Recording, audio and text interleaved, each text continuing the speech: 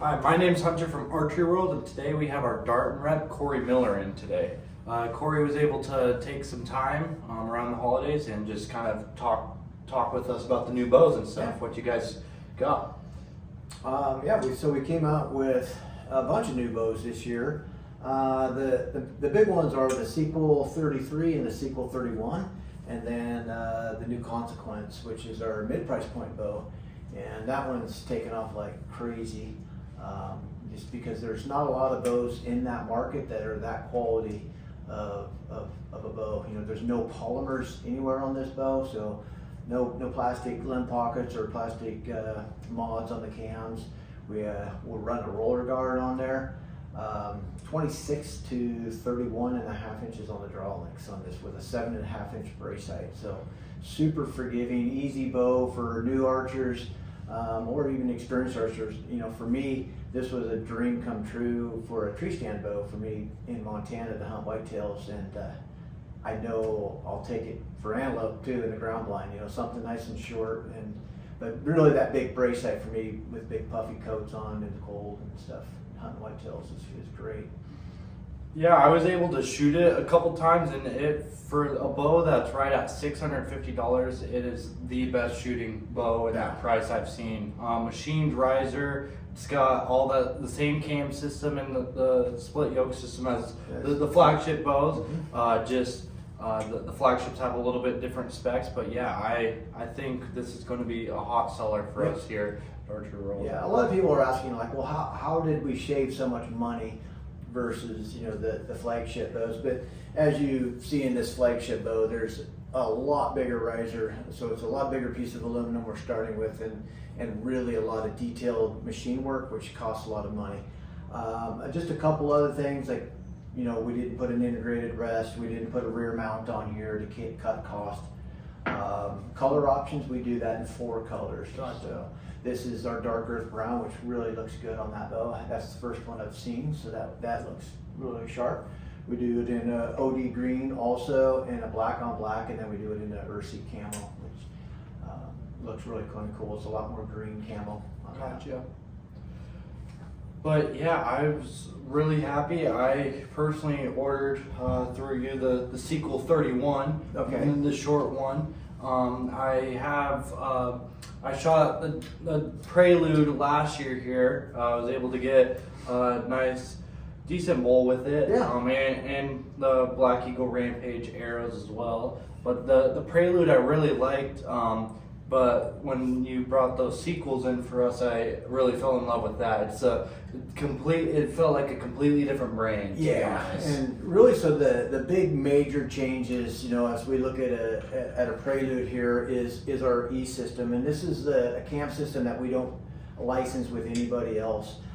We've continued to put this onto our target bows. The one thing with the E system is that it's got a lot more going on, so it weighs a little bit more, and because of the pulley system, it does rob us of a little bit of speed, so we have to run that draw curve a little bit longer. And so with this year, you know, on the Sequels 31 and 32, the main focus was making a really super smooth draw cycle and still generating really good speeds, but not as fast as the Prelude. The other thing we were able to do by doing this, we were able to cut a lot of weight. And if you look at even just how much more riser length is on this bow by machining so much material away from it. This bow was 4.9, and now this bow being an inch longer in axle to axle, but quite a bit longer in riser, comes in at 4.6. Oh, yeah. So the 31 is going to be 4.4. So you're shaving almost a half a pound, you know, off of the 31 from what you're running right now. Gotcha. Yeah, like I said, I really liked the Prelude. It was definitely the fastest bow I've ever shot with the hunting setup. You guys are keeping this in your lineup as like your speed bow, right? Yep. So the Prelude and the Veracity stayed. They carried over, and then all the other bows, you know, got discontinued, and we came out with 2 new target bows, the Departure and the Exodus. And then we also revamped our youth target bow / hunting bow for the kids. The Emergence. Gotcha. So we redid the grip and the riser on that bow. We kept the E system on that because that's our smaller version target cam. So it's a really super tunable system, and keeping it on that emergence. And then we did the other 3 new bows, and we also have 2 new crossbows, which we don't do a lot with out west. Yeah.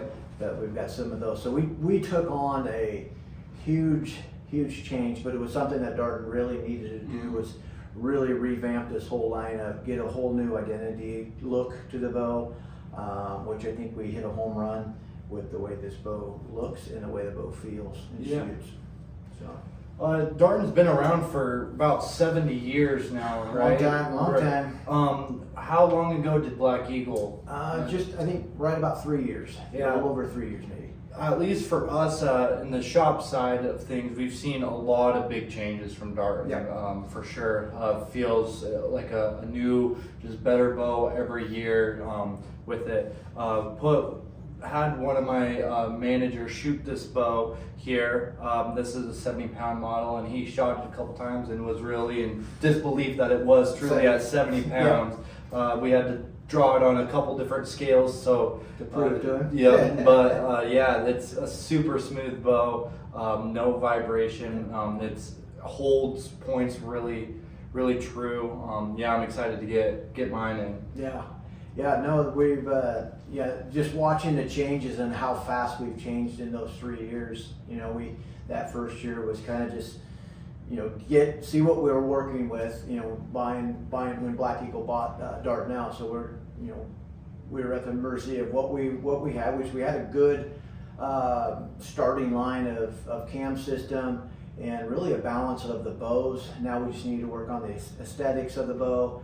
And then bring in a couple new features, and we've gotten there really pretty quick, and I'm super excited to see as we move and how fast we're moving forward. It's been fun. It's been a fun ride. Yeah, before I even got a Darton in my hands, before the whole merge happened, I've been shooting Black Eagles and Conquest bars for a while. Black Eagle Rampages was my big, primarily hunting arrow. Shoot the X Impacts for outdoors, PS27s for indoors. So I've personally been a big fan of Black Eagle and the Conquest bars too. Run that with the smack down rubber in there, the dampener, and so I was just really happy to see and watch Darton grow too as a company, especially for us. I know it's more of a Midwest brand, but just starting to get a name out here. We're really starting to get some market share all along the Northwest, and it's been fun to see that grow. Touching on Conquest, on target bar wise, we've got some new white bars coming out. Sweet. I'm super excited to see those. I've seen one set. One of my shooters in Montana, she has them, and they looked phenomenal. And so I was like, yes, we need to do a full run of this stuff. And so so on the Conquest side, we've got that. We'll have a couple maybe new arrows come out about an ATA on the Black Eagle side of things.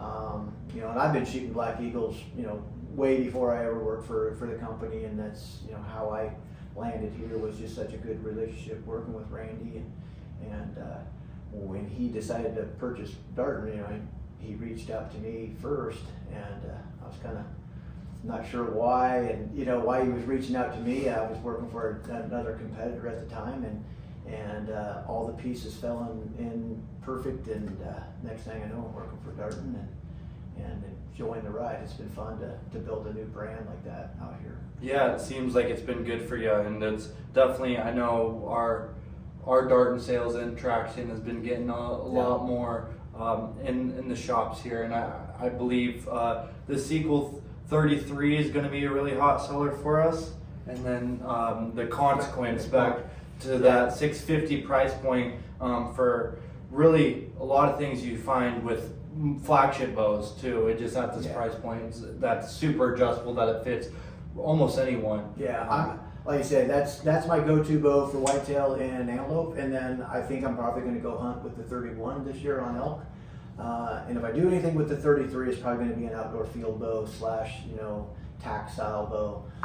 But I think I'm going to hunt with the 31, and then all my whitetails and antelope will be with the Consequence. I've got the 31 going to be doing elk hunting. I just like a shorter bow myself for the backwoods. elk hunting, but yeah, I'm really I'm debating on also getting a 33 myself, just for a good. I typically shoot bow hunter freestyle, Yeah. same with you, but might be looking at a sequel 33 too, just because. Yeah, outdoors, I'm going to go back to. I'll go back to freestyle. Yeah, for us. yeah. I can't stack pins. Yeah, I'm the same way there. Yep. I can barely see the one pin out there. I can't see 5 of them. That's Yeah. for sure. So I'll shoot freestyle for outside. But yeah, so that's kind of the lineup for us this year. And like I say, I'm super excited to have you guys on board, and you guys have done really well for us. And we'll just keep going to grow this line out west, and it's been fun.